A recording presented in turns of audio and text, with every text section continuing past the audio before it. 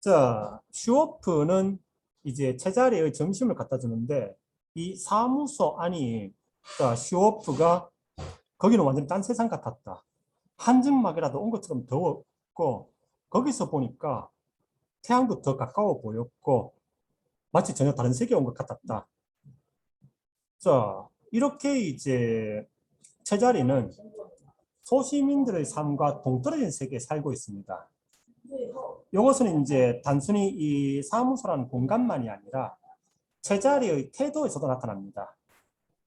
한번 보도록 하죠. 자, 제자리는 다른 죄수, 하 1, 2, 3이라는 죄수와 이반 뇌제라는 영화에 대해서 얘기를 하는데 이건 실제로 있는 영화죠. 그리고 그 몽타주 기법을 완성시킨 영화로도 유명하고 굉장히 명작으로 유명합니다. 그런데 두 사람이 논쟁을 합니다. 여기에서 제자리는 예술은 기교다라고 얘기를 하고 하 1, 2, 3번은 예술은 주제의식이다. 그게 사람들에게 선함을 전달하지 못한다면 기교가 뛰어난들 무슨 소용이냐라고 얘기를 합니다. 즉 예술은 기교냐 메시지냐로 이 두 주인공, 두 지식인이 논쟁을 합니다. 그런데 이 논쟁에서 슈어프의 시선은 어디로 가 있는가? 그렇게 말하면서 저렇게 먹으면 먹으나 마나가 아닙니까? 이게 소시민들의 시선입니다. 아니 그래 그 영화가 어쨌든 간에 그게 뭔 상관이냐고. 그렇게 먹으면 먹으나 마나가 아니겠냐고. 소시민들이 바라는 것은 이겁니다. 그러니까 이 배고픔을 해결해 달라. 그런데 여기서 지금 두 명의 지식인은 예술은 기교냐 메시지냐를 놓고 싸우고 있습니다. 그만큼 그들은 소시민들과는 거리를 둔 세계에 살고 있습니다. 자, 그리고 또 여기서 보면은 작가는 하 1, 2, 3번 쪽에 좀 더 비중을 두고 있습니다. 제자리가 조금 이제 망설이면서 얘기를 하고 있다면은 하 1, 2, 3번은 계속 이제 고함을 치고 있습니다. 그런 식으로 하 1, 2, 3번의 주장에 좀 더 무게를 주고 있습니다. 즉 예술은 메시지다. 예술을 통해서 대중의 선함에 이바지할 수 있어야 된다. 라는 쪽에 좀 더 무게를 두고 있습니다. 여기서 이제 작가의 예술관이 드러나고 있고 또한 이제 당시에 스탈린을 찬양하는 영화, 연극을 만들던 당시 어떤 예술가들에 대한 비판도 나오고 있습니다.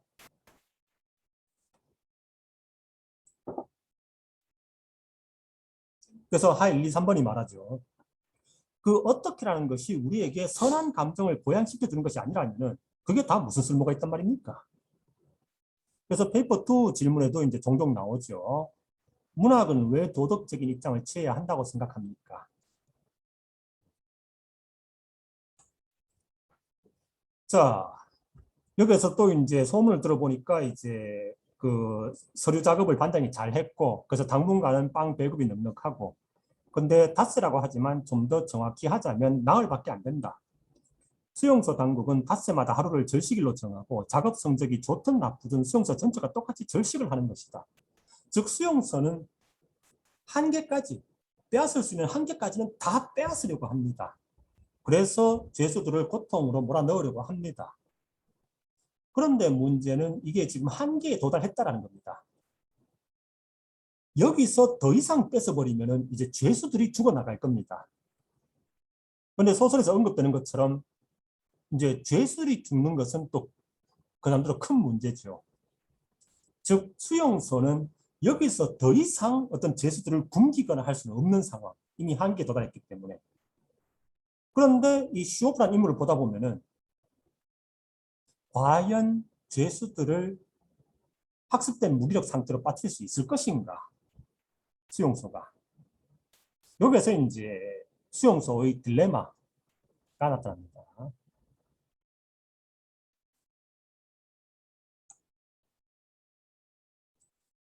자, 그리고 이제 슈오프는 이 소설에서 몇 번 이 반이라는 것은 대가족과 마찬가지다라고 언급을 하는데 그 스탈린이 소시민들을 괴롭히기 위해서 쓴 가장 큰 방법이 이 가족들로부터 격리시키는 것일 겁니다. 죄수로 만들어서 수용소로 끌고 옴으로써 가족들과 격리시키는 것. 근데 여기에서 그 죄수들이 모여서 하나의 또 대가족을 만들어 버렸습니다. 여기에서도 스탈린의 작전은 실패했죠.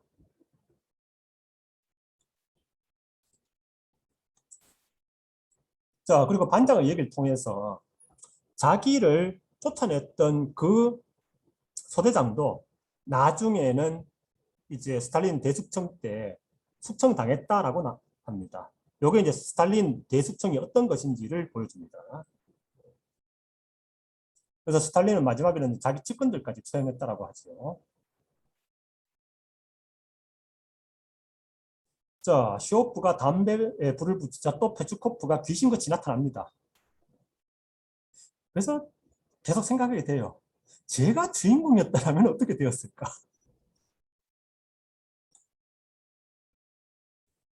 자, 반장이 이제 작업 시작이라고 명령을 합니다. 이것이 바로 반이라는 것이다.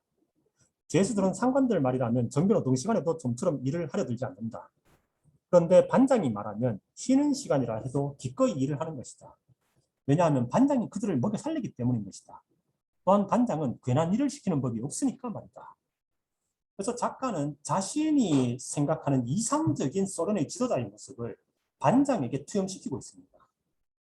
그래서 언젠가 이런 반장이 등장한다면은 이 소련 전체가 지금의 이 반처럼 능동적으로 적극적으로 움직여서 어떤 소련이 변할 것이다라는 기대.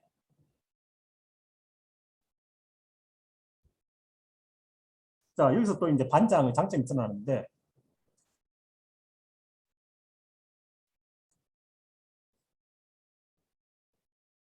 그 벽돌 쌀 사람이 없다라고 하니까 반장은 그럼 내가 쌓겠다. 너는 모르타를 빚어라. 자기가 가장 힘든 일에 나서버리니까 밑에 사람들은 자동적으로 따르게 됩니다. 그러니까 이제 그 부반장 파블로는 반장이 그걸 하겠다면 저는 모르타를 빚겠습니다. 그러면서 시합이란 단어가 나옵니다. 수용소가 고통을 주기 위해서 한 노동인데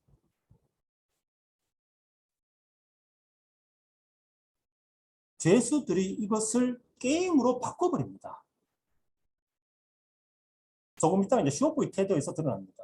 슈오프는 이것을 시합으로 만들고 즐깁니다. 여기서도 이제 수용소의 작전이 실패했죠.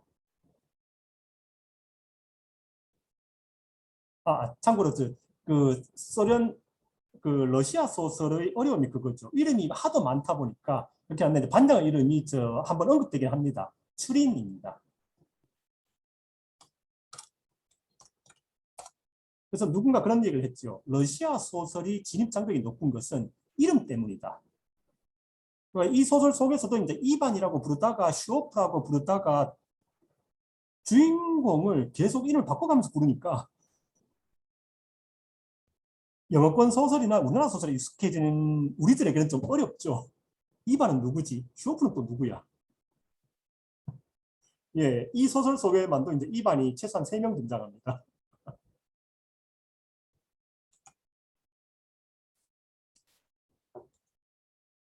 자, 슈오프가 이제 벽돌을 앞에 쫙 보고 있는데 이제 슈오프의 눈에는 아무것도 들어오지 않는다. 자기와 벽돌만이 보입니다.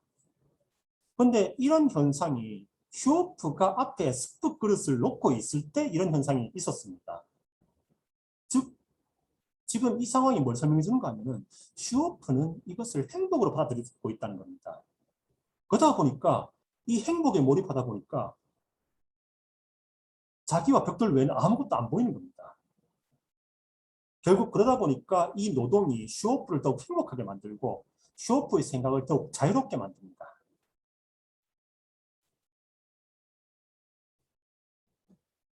그래서 이제 쭉 보다 보면은 자연스럽게 의문이 생깁니다. 이 소시민들이 이렇게 성실하고 정직하다면은 왜 소련 시스템은 지금 이 모양으로 망가졌지? 그렇게 자연스럽게 이제 답을 유도합니다. 누구 때문이다.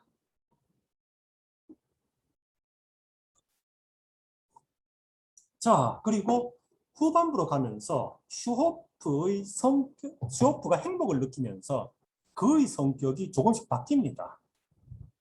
페추코프가 게으름을 부리니까 슈호프가 페추코프의 등을 때리면서 야, 이 치사한 놈아. 감독 노릇할 때 반원들을 짐승처럼 부려먹던 놈이 누군데 지금 이 모양이야. 전반부의 슈오프는 이런 성격이 아니었습니다. 훨씬 소극적이었습니다.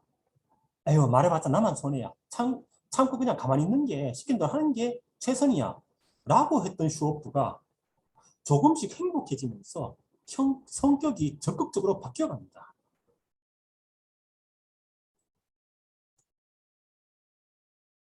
자, 여기서 이제 그 창에 루핑 붙인 것 때문에 이제 현장 감독이 왔는데 반장이 막 화를 냅니다. 그러나 슈오프는 자기에게 화가 미치지 않을 것이라는 것을 알고 있다. 추리는 반원에게 책임을 전가하는 위는 아니다. 하지만 반장이 무슨 일을 당할까봐 그게 걱정이다. 여기서 이제 반장은 확실한 책임감을 가지고 있고 그것 때문에 반원들이 신뢰를 받는 인물입니다. 자, 그런데 이제 현장 감독이 추린을 자꾸 몰아세우니까 추린이 이런 말을 합니다. 이놈아, 이제 내 놈들 멋대로 형기를 연장시키던 때는 이미 지났어. 자, 내 놈들 멋대로 형기를 연장시키던 때라는 것은 어떤 때일까요?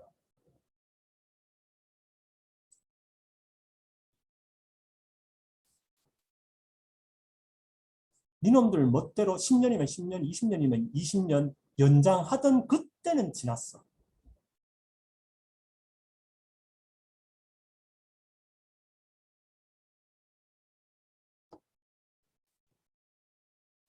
예, 이 말은 이미 스탈린의 시대는 끝났어라는 의미입니다.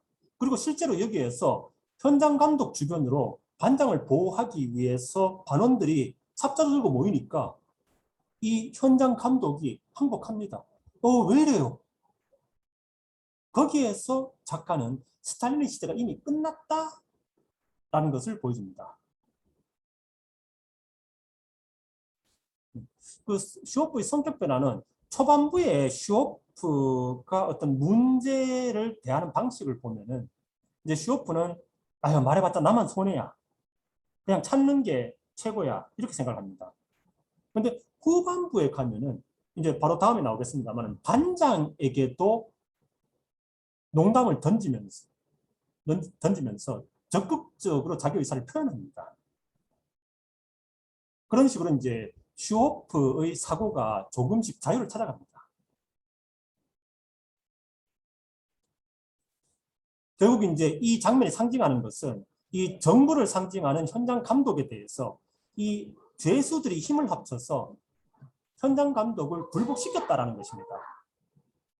즉 어떤 정부에 대한 시민들의 힘을 합친 시민들의 승리가 되겠죠.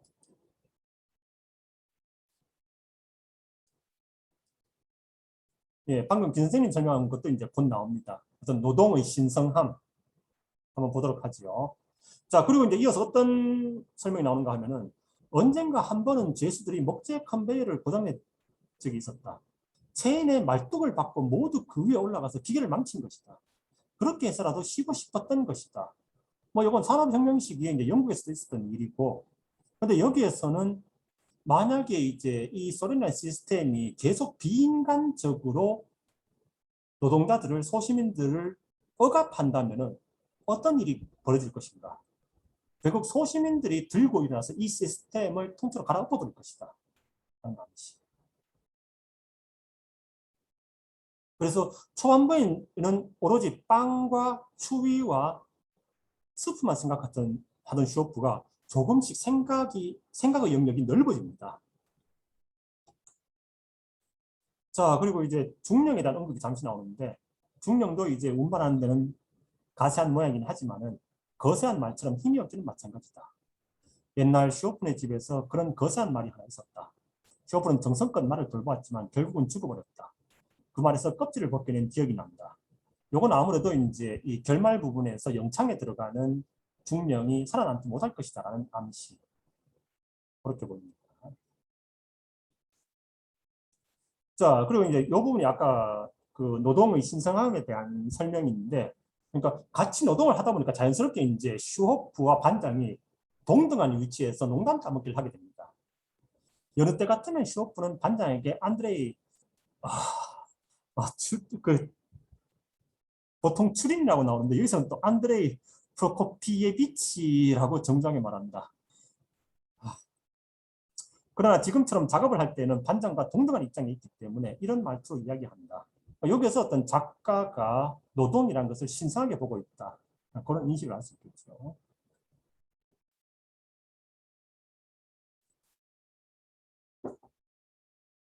꼭 반장과 대등하다고 생각해서 그런 말투를 썼다기보다는 그냥 일을 같이 하다 보니 자연스럽게 그런 말투를 쓴 것이다. 게다가 한술 더 떠서 슈오프는 서둘러 층층대를 내려가는 반장의 뒤에 대고 농담까지 던진다. 이런 빌어먹을. 이렇게 하루가 짧았어야 무슨 일을 하겠어. 일을 시작한 지 얼마 되지도 않았는데 벌써 하루가 다 갔으니 말이야. 여기서 오히려 슈오프는 일이 짧은 것을 원망합니다. 결국 일을 통해서 고통을 줄이던 수용소의 계획은 이렇게 실패합니다. 자, 그리고 이제 다시 모여가지고 막사로 돌아가기 위해서 이제 검문소를 통과하고 있는데 거기에서 채자리는 다른 죄수들은 아랑곳 없이 바로 중령에게 가서 말을 건넵니다. 그러니까 채자리의 행동을 보다 보면은 채자리는 오로지 지식인들하고만 상대하려고 하는 것 같습니다. 좀 전에 봤던 하 1, 2, 3번도 그렇고. 그러니까 이 사람이 해군 중령에 이제 2차 세계대전 때 영국 함대에 거기 파견 근무까지 갔다 왔다면 이 사람은 아마도 지식인이겠지요. 그러니까 채자리는 다른 직원들은 신경도 안 쓰는데 이제 지식인들과만 상대하려고 하는 성격을 보이고 있습니다. 그게 어떤 지식인들의 끼리끼리 문화에 대한 작가의 비판이 아닐까 생각합니다. 그건 이제 결말에 한 번 더 비슷한 모습이 또 나옵니다. 자, 여기서 작가가 이제 중령을 바라보면서 얼마나 이상한 일이냐, 얼마나 괴한 관계인가 말이다.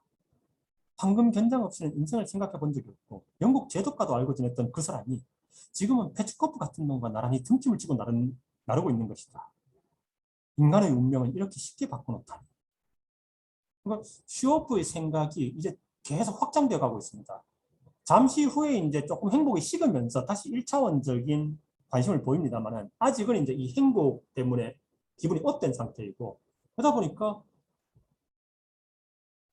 죄수들의 처지 이게 온당한가에 대한 의문을 던지고 있습니다. 그래서 이제 여기서도 이제 토론 한 가지 할 만한 게 그러니까 나라는 존재가 어떤 나라에 간다면 나의 행복이 가장 커질 것인가? 어떤 나라, 어떤 환경에서 이제 어떤 정부의 서비스를 받으면. 그래서 이제 그참에 이제 학생들에게 여행 많이 다니라고 합니다. 거기 가서 그냥 사나이 가서 구경하지 말고 최소한 일주일, 한 달 정도 진득하게 살아보면서 아, 여기서 살면 나는 어떻겠구나. 그런 걸 좀 경험을 해보고 못 사는 나라도 가보고 잘 사는 나라도 가보고 하면서 이제 너에게 가장 잘 어울리는 환경을 한번 찾아봐라. 선생님들 고르실 수 있으시다면은 어떤 나라에서 한번 살아보고 싶으십니까?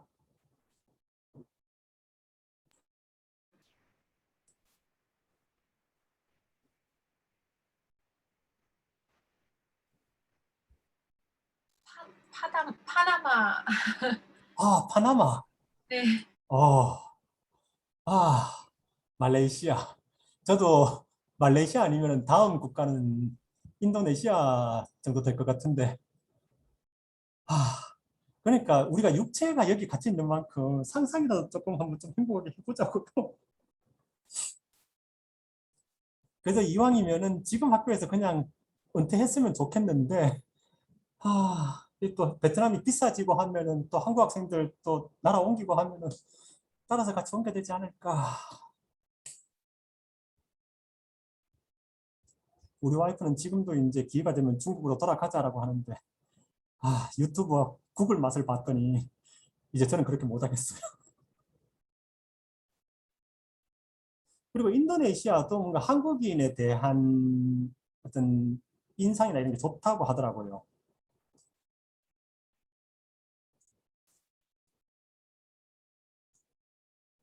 자, 이제 이병소를 지나가지고 막사로 돌아가는 길인데, 자, 여기서 슈오프가 이런 생각을 합니다. 만약 이 길들이, 지금 죄수들이 걸어가고 있는 이 길들이 모두 포장이 된다면 이 위병소와 신체검사장 일대는 미래 도시의 중심부가 될 것이다. 그때쯤이면 지금 사방에서 몰려드는 죄수들처럼 사방에서 시위대가 밀려들 것이다. 어떤 시위대일까요? 왜 슈오프는 그때가 되면 사방에서 시위대가 몰려들 것이다 라고 생각하는 걸까요?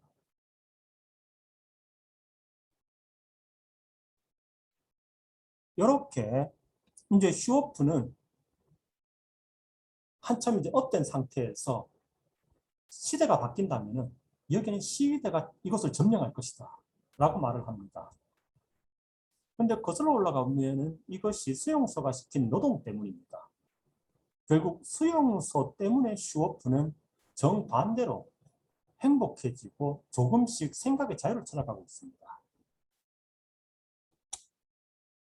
자, 그러면서 이제 아침에 찌뿌드했던 몸살 감기도 나아졌고 조금씩 이제 초반부에 수용소 쪽의 승리로 기울었다면은 후반부에는 이제 슈오프의 승리로 조금씩 기울어 갑니다. 자, 수용소 안으로 들어오는 순간이면은 죄수들은 마치 개선 장군들처럼 위풍당당하게 손을 휘두르며 행진에 들어온다. 기세가 당당하다. 여기서 작가는 이것이 슈오프에게만 일어난 것이 아니라 모든 죄수들에게 일어난 것이다. 즉 수용소의 계획은 모든 죄수들에게 실패했다. 노동을 통해서 모든 죄수들이 오히려 더 당당해졌고 더 강해졌다라고 설명하고 있습니다. 본부 건물에서 멍하니 잔일을 하던 놈들은 이렇게 위풍당당하게 들어오는 죄수들을 보면 두려움까지 들 지경이다. 점점 이제 어떤 시대가 바뀌어가고 있다라는 뉘앙스를 주고 있죠. 그래서 이제 이게 제가 설명했던 그 욕구의 5단계. 근데 지금 죄수들의 욕구는 제일 아래 단계 생리적 욕구에 갇혀 있습니다. 그리고 슈오프가 이제 행복해지면서 슈오프는 3단계에 도달합니다. 그러니까 이제 수용소는 슈오프가 3단계에 도달하지 못하도록 이제 1단계에 머물도록 붙잡아 두려고 하는 거죠. 그래서 작가는 슈오프가 행복을 통해서 3단계에 접근하는 모습을 그리면서 주제를 전달하고 있습니다. 순번을 기다리고 서 있다가 옆에서 수군대는 소리를 들었다. 이번 일요를 또 뺏긴다는 것이다. 한 달에 일요일이 5번 있으면 3번은 쉬고 2번은 일하게 되어 있으니까 말이다. 그래서 이제 또 수용소는 어떻게 좀 더 괴롭힐 수 없을까를 고민을 했는데 이쯤 되면은 슈오프에게 계속 노동을 시키는 것이 과연 좋은 방법일까? 오히려 그걸 통해서 슈오프는 점점 더 행복해지지 않을까? 결국 그렇게 돼서 행복해진 상태에서 자신의 상황에 대해서 이것이 부당하다고 인식을 하게 된다면 슈오프뿐만이 아니라 대다수의 죄수들이 그렇게 되면 이제 이 수용소 안에서 어떤 변화가 시작되겠죠. 뭐 작가가 그것까지 보여주고 있지는 않습니다만은 그렇게 유추해 볼 수 있습니다. 자, 그런데 이제 좀 시간이 흐르면서 춥고 배고프다 보니까 슈오프의 욕구가 다시 이제 그 마지막 단계로 제일 밑단계로 떨어집니다. 사람들은 점점 맥이 빠지고 숨소리만 거칠어진다. 이 모든 것은 양배추 한 대접을 얻기 위해 투정을 부리고 있는 것이다. 당연히 지급되어야 할 한 그릇의 양배추국을 얻기 위해서 말이다. 자, 그런데 이제 코프치크가 쟁반을 훔쳐서 왔습니다. 그래서 여기서 보면은 슈오프도 전혀 주눅들지 않은 모습인데 그걸 통해서 이제 소련의 현재는 스탈린에게 굴복하지 않았다라는 가설을 세울 수 있습니다. 근데 자, 코프치크가 나왔는데 이 코프치크도 전혀 주눅든 모습이 아닙니다. 그러니까 소련의 미래도 스탈린에게 굴복하지 않을 것이다 라고 가정할 수 있습니다. 자, 그럼 소련의 과거는 그걸 한번 보도록 하죠. 자, 슈오프는 다시 음식을 앞에 두고 경건한 자세를 갖습니다.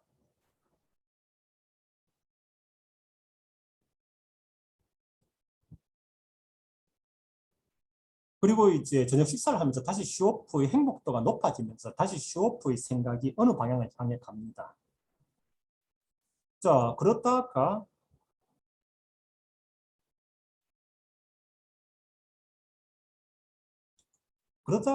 저 건너편에 있는 U81호를 보게 되는데 이 노인이 이제 소련의 과거를 상징합니다.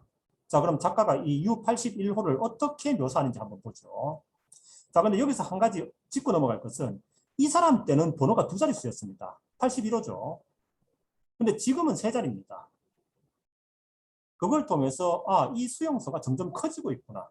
죄수들이 점점 많이 들어오고 있구나라는 것을 짐작할 수 있습니다.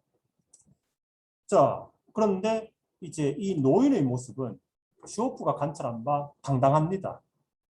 허리도 구부리지 않고 깨끗한 손수건에 빵을 펴가지고 단정하게 먹고 있습니다. 늙었고 나이 들었고 약해졌지만은 어딘가 당당한 구석이 있습니다.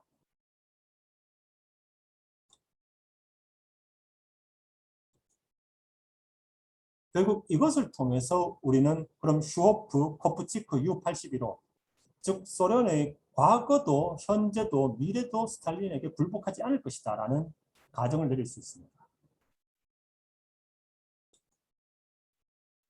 자, 그리고 이제 슈오프가 담배를 사러 갔는데 거기서 이제 옆에 죄수들이 한국 전쟁에서 중국이 참전한 것에 대한 얘기를 합니다.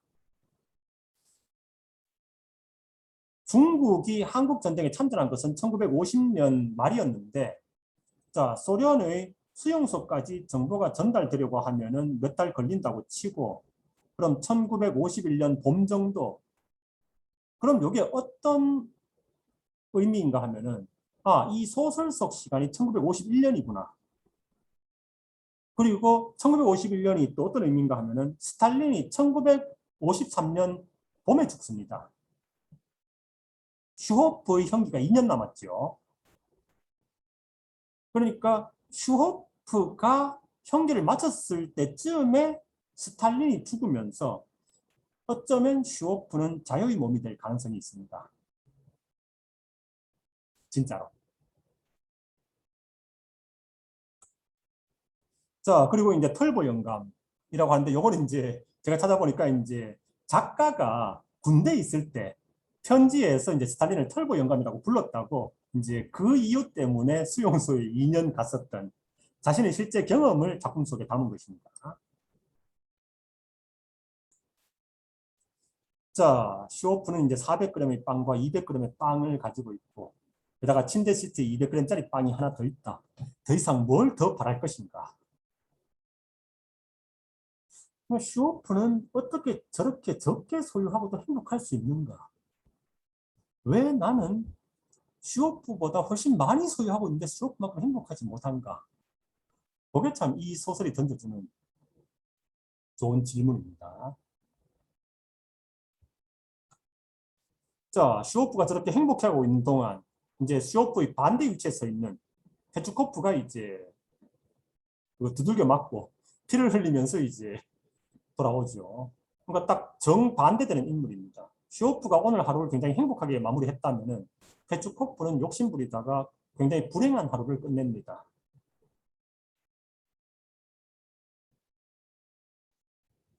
자, 그리고 이제 함장이 제자리로부터 차를 얻어가서 냄비에 이제 차를 끓여오는데 이 부분에 물이 뜨거워서 손을 댈 뻔했어요. 이 부분은 제가 봤을 때 번역상의 실수인 것 같습니다.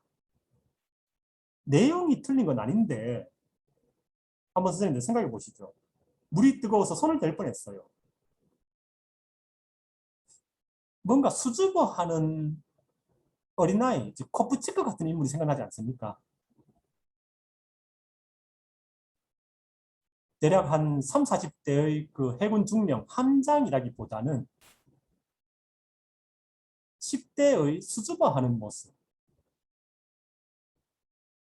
그래서 내용은 틀린 건 아닌데 저 부분 때문에 지금까지 구축해왔던 함장이라는 저 캐릭터가 이상해져 버려요. 그러니까 함장의 성격을 봤을 때는 물이 뜨거워서 손을 댈 뻔했어요. 아, 어미의 문제인가? 전혀 함정답지 않은 대사, 말투.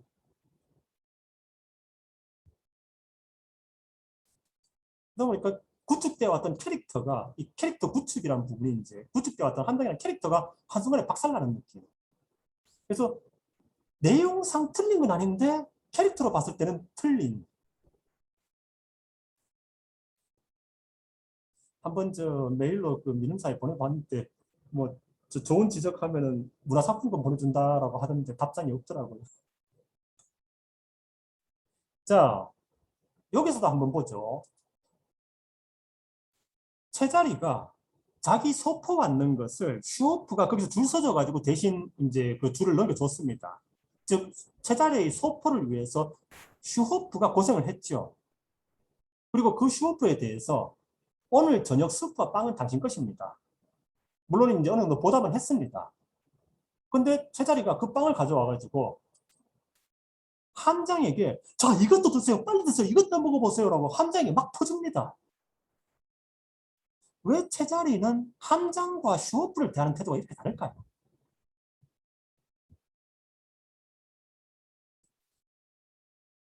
어서 드세요, 함장. 사양하지 마시고 어서요. 이 혼자한 것 좀 맛 좀 보세요. 이 소시지도요. 막 지금 함장인데 못 넣어서 막 난립니다. 자기 대신 자리를 맡아준 슈호프에게는 그 스프와 빵은 당신 거요. 그걸로 끝났었습니다. 근데 함장을 찾아가서 빨리 막 드세요.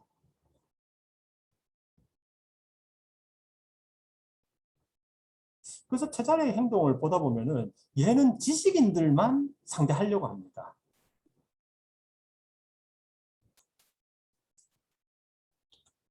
그런 점을 뭐 작가가 비판하고 있는 것 같습니다. 그리고 이제 함장을 영창에 데려가려고 또 왔는데 반장이 또 실드를 쳐주죠. 차 311번 잘 모르겠는데요. 누구지? 뭐 이러고 있는데 이제 함장이 저요라고 일어서 버리죠. 그래서 이제 가는데 캄캄한 밤 휘몰아치는 바다에서 수레정 부대를 이끌고 맹렬하게 항해하던 그였지만 즉 그는 투철한 애국자입니다. 훌륭한 군인이기도 하고 다만 그가 스탈린 시대에 소련에 태어났다는 게 죄가 되어서 지금 이제 여기에서 이제 영창에 들어갔고 아까 이제 암시 나왔던 것처럼 아마도 이제 못 견디고 죽을 것 같습니다. 지금 흉금을 터놓고 얘기를 나누던 그 친구를 버리고 차가운 독방으로 끌려가라 할 때는 주저하고 있는 것이다. 결국 그렇다면 우리의 행복은 어느 정도나 우리 자신에게 달려있는 걸까요? 이 국가라는 환경에서 벗어나서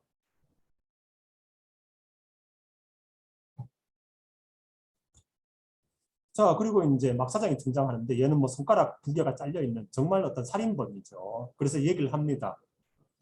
나쁜 놈일수록 이제 이 수용소에서는 더 잘 먹고 더 잘 산다, 더 높은 위치에 있다. 자, 그러면 이 생각을 조금 확장해 보죠. 아까 얘기했던 것처럼 이제 7번 방의 선물처럼 역전된 세계입니다. 슈오프처럼 착하고 성실한 사람일수록 밑바닥에 있습니다. 그리고 진짜 살인범 이런 애들이 이제 막 사장을 하고 있고 높은 위치에 있습니다. 즉 위에 있을수록 나쁜 놈입니다. 그럼 이 소련이라는 시스템에서 제일 위에 있는 놈은 누굴까요?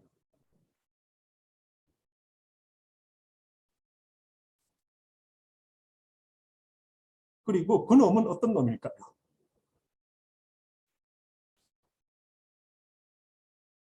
그런 식으로 작가는 스탈린을 언급하지 않으면서 스탈린을 비판하고 있습니다.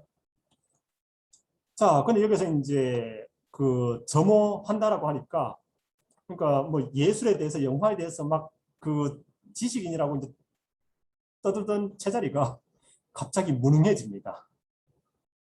그래서 이제 이 펼쳐놓은 이 음식 이걸 어쩔 줄 몰라서 안타까워하는데 그걸 보고 슈오프가 아이고 저 바보 합니다. 근데 지금처럼 이렇게 다급한 순간에 침대에 저렇게 잔뜩 쌓아놓고 뭘 어떡하자는 것인가. 여기에는 어떤 지식인들, 현실과 격리된 지식인들에 대한 작가의 비판이 담겨 있는 것 같습니다. 그리고 이제 그들이 현실에 관심을 가져야 된다. 현실과 격리되지 말고 현실에 관심을 가져야 된다라고 생각합니다. 같습니다. 그래서 여기서 이제 보다 못한 슈워프가 도와줍니다. 지식인이 소시민들을 도와주고 이끄는 게 아니라 소시민이 지식인을 이렇게 하세요 라고 구해줍니다.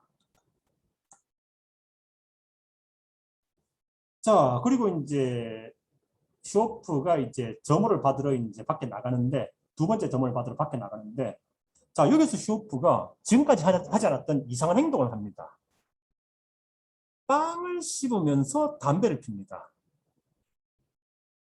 이건 슈워프의 욕구가 상승했음을 보여줍니다. 지금까지 슈워프는 빵을 씹거나 담배를 피거나 둘 중에 하나였습니다. 그런데 지금 슈워프는 빵을 씹으면서 담배를 피고 있습니다. 이만큼 슈워프의 욕구가 발전했습니다. 그리고 이렇게 해서 지금까지보다는 더 큰 행복에 도달할 겁니다. 그걸 통해서 슈워프가 어떤 생각을 하게 되는지 잠시 후에 보도록 하지요. 자, 점호를 마치고 돌아온 슈워프는 옆자리에 이제 알료시카, 침례교도와 대화를 나누는데, 거기서 이제 폴로냐의 신부, 슈워프 동네 그 신부에 대해서 얘기를 하는데, 이제 여기에는 러시아 정교회, 당시의 스탈린의 신격화에 동참하고 있던 러시아 정교회에 대한 비판이 나오고 있습니다. 그리고 알료시카도 말을 하죠. 뭐 때문에 나한테 신부 이야기를 하는 겁니까? 러시아 정교회는 복음서의 가르침을 배반한 교회입니다. 그들이 투옥되지 않고 편하게 지내는 것만 보더라도 그들이 하나님을 바로 믿고 있지 않다는 증거예요. 즉 그들이 여기 안 끌려온 것만 봐도 그들이 얼마나 나쁜 놈들인가 알 수 있지 않습니까? 즉 이 수용소에 잡혀온 인간들이 올바른 인간들이다. 그러니까 마치 이제 이 수용소가 어떤 올바른 인간들만 모아서 보호하는 일종의 보호구역 같은 이 소설 속에서는.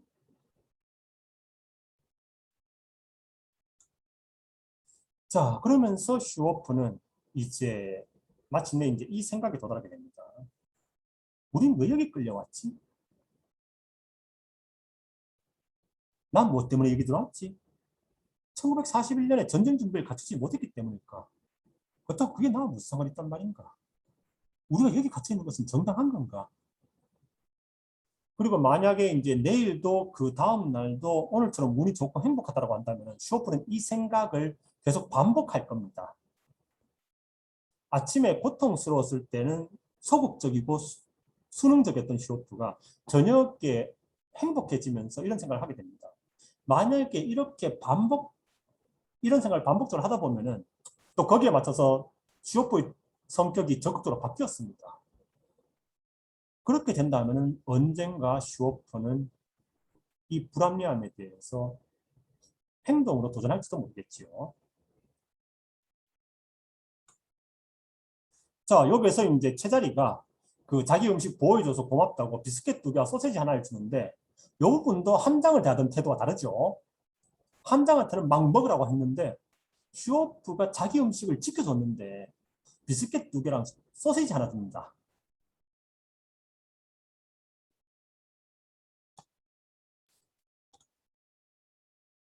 자, 자기 전에 뭐 슈워프는 신발 말리다가 뭐 이런 얘기를 하는데 여기서 이제 남들 그 슬리퍼는 여러 개 만들어줬는데 정작 자기 건 못 만들었다.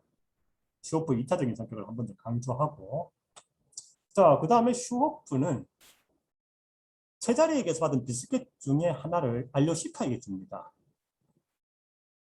이게 무슨 의미인가 하면은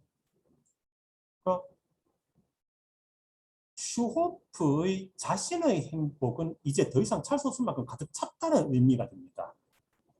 그러자 이제 슈호프는 다른 사람들을 배려해서 다른 사람들에게 나눠주기 시작합니다. 자, 다시 한번 설명하자면 이제 슈호프의 행복이 더 이상 채울 수 없을 만큼 가득 찼다라는 의미입니다. 그래서 슈호프는 이제 자신이 가진 것을 다른 사람들에게 나눠줍니다. 자, 슈호프는 아주 흡족한 마음으로 잠이 든다. 오늘 하루는 그에게 아주 운이 좋은 날이었다. 영창에 들어가지도 않았으며 사회주의 생활단지로 작업을 나가지도 않았으며 점심 때는 죽 한 그릇을 속여 더 먹었다. 그리고 반장이 작업량 조정을 잘해서 오후에는 즐거운 마음으로 벽돌 쌓기도 했다. 줄칼 조각도 검사에 걸리지 않고 무사히 가지고 들어왔다. 자, 이렇게 결국 이제 스탈린과 슈오프의 갈등에서 슈오프의 승리가 됩니다. 이렇게 이제 작가는 주제를 완성합니다. 스탈린보다 소련의 소시민들이 더 강하다. 라는 걸 보여줍니다. 눈앞이 캄캄한 그런 날이 아니었고 거의 행복하다고 할 수 있는 그런 날이었다. 이렇게 슈오프는 그의 형기가 시작되어 끝나는 날까지 무려 10년을, 그러니까 날수로 계산하면 3653일을 보냈다. 그리고 이제 아까 설명했던 것처럼 지금부터 2년 후면은 아마도 이제 스탈린이 죽는 시간과 겹칠 겁니다. 그러면 이제 아마도 슈오프는 이 수용소에서 최초로 자유의 몸이 되는 제수가 되겠죠. 그래서 이제 제목을 통해서 한번 보자면은 작가는 왜 하필 슈오프를 주인공으로 했는가? 페추코프나 다른 사람이 아니라. 그리고 왜 하필 이날인가? 그 하루인가? 그러다 보면 이제 작가의 의도가 보입니다. 슈오프의 성격을 보다 보면은 이 인물은 무한대로 긍정적인 인물입니다.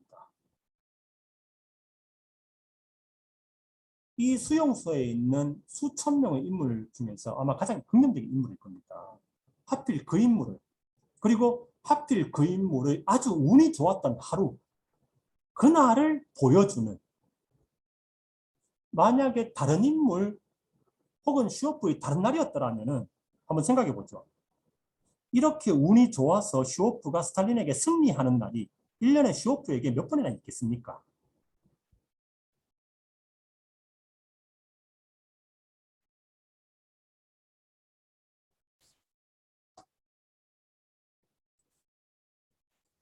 그런데 작가는 그 무한 긍정적인 인물의 아주 운이 좋았던 그 하루를 보여주고 있습니다.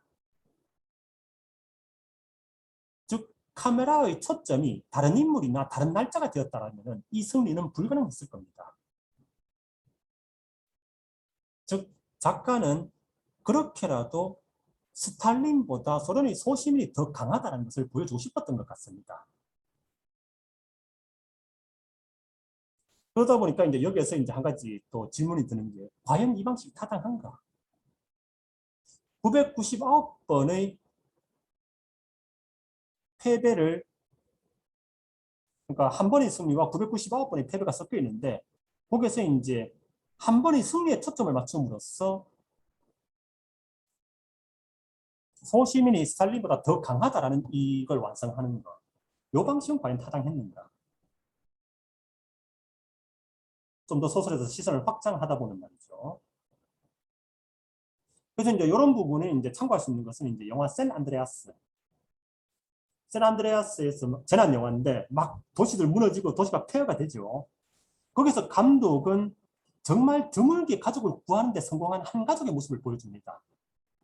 다른 수많은 실패한 사람들은 카메라에 안 잡힙니다.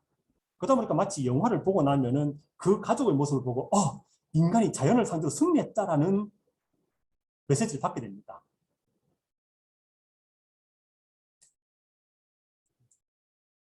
그래서 이제 종합하자면 과연 슈호프가 소련 소시민들을 상징하는 존재로 타당한가?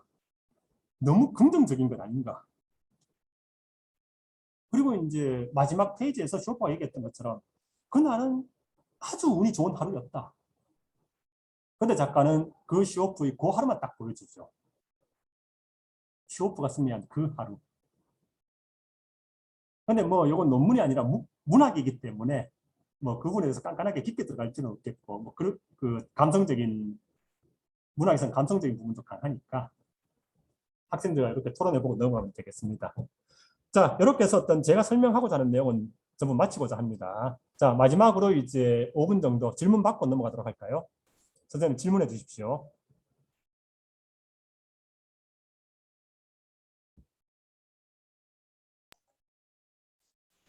아, 안녕하세요. 저기, 예, 예, 이거는 궁금해서 그런 건데, 예, 예.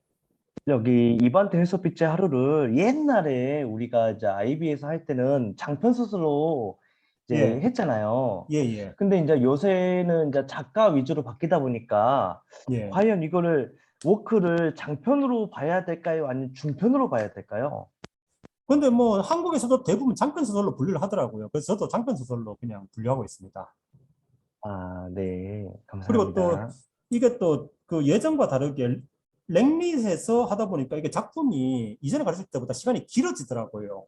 그러다 보니까 좀 이제 제가 이 작품을 선호하는 이유 중에 한 가지가 장편로 분류되면서도 상당히 분량이 짧죠. 그래서 그런 이유에서도 사용하고 있습니다. 그 혹시 예, 아까 과제물로 페카추크가 주인공이었을 때 어떻게 페츠코프요. 됐나? 예, 예, 예. 혹시 그 기억에 남으신 학생 작품들 있으면 좀 소개 좀 해주실 수 있을까요?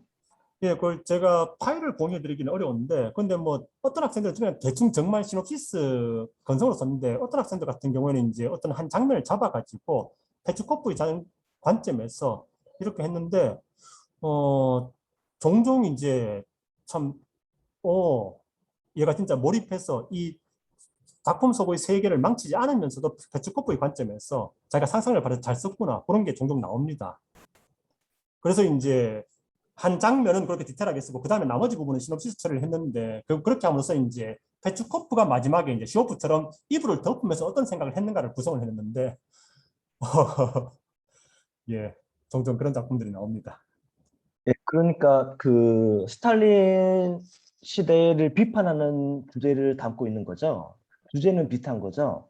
예, 그런데 이제 그 학생 같은 경우에는 그렇게 함으로써 이제 반대 방식으로 이 주인공이 이제 더욱 그러니까 새드 엔딩으로 해서 더 불행해지는 걸 통해서 이제 썼긴 했었는데 그렇게 쓰니까 그 스탈린에 대한 비판은 좀 약해지는 대신에 페추코프 개인에 대한 어떤 불행에 좀 더 초점이 맞춰지더라고요.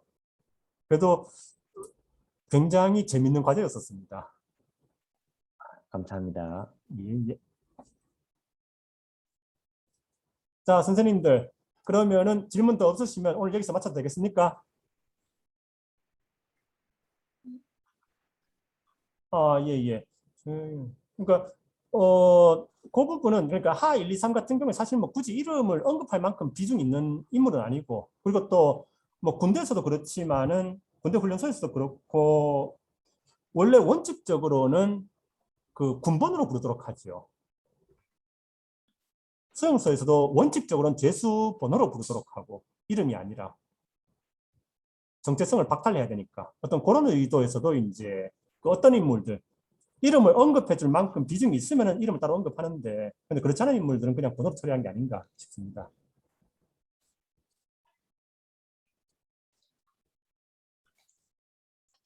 예, 그러면 제 설명은 여기서 마치도록 하고 자 오늘 수업은 여기까지 끝내도록 하겠습니다.